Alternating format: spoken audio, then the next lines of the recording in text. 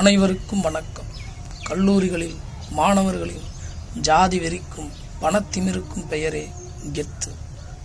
IT department கெத்து என்பது ITA மாணவர்களை புறக்கணிப்பது. ஐடிபி கெத்து என்பது பெண்களை புறக்கணிப்பது.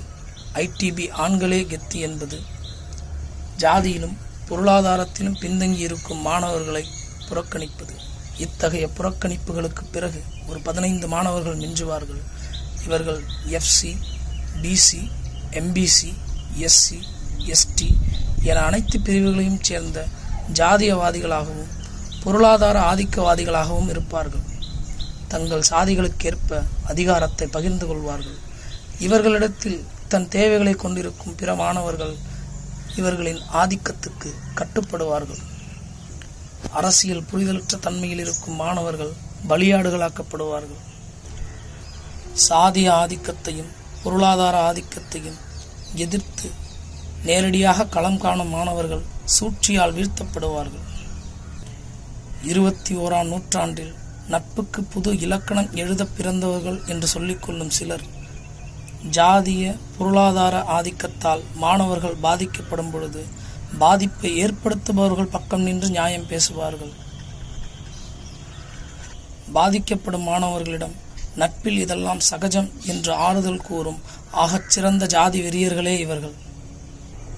சாதியிலும் பொருளாதாரத்திலும் பின்தங்கியிருக்கும் மாணவர்களின் கல்வியை பாழ்படுத்தும் நோக்கில் நடத்தப்படும் திட்டமிட்ட ஜாதி வெறி அரசியலே கெத்து. இதில் அதிகபட்ச அடக்குமுறைக்கு உள்ளாகும் மாணவர்கள் பட்டியல் பிரிவைச் சேர்ந்தவர்களாகவே இருக்கிறார்கள். ஜாதியிலும் பொருளாதாரத்திலும் பின்தங்கிய மாணவர்களின் கல்வியை சிதைப்பதன் மூலம் அவர்கள் தலைமுறையின் வளர்ச்சியை தடுத்து நிறுத்த முடியும். அவர்கள் சார்ந்த சமுதாயத்தின் முன்னேற்றத்திற்கு முட்டுக்கட்டை போட முடியும். நீ நன்றாக படித்தால், நீ நன்றாக துணி உடுத்தினால், நீ நன்றாக விளையாடினால், சமத்துவம் பேசினால், ஆதிக்கத்தை எதிர்த்தால், அதிகாரத்தில் பங்கு கேட்டால் அவர்கள் பார்க்கும் பார்வையே வெறிபிடித்த நாயை ஒத்திருக்கும். நாய்களுக்கு கோபம் வந்தால் குரைக்கும், கடித்து குதறும்.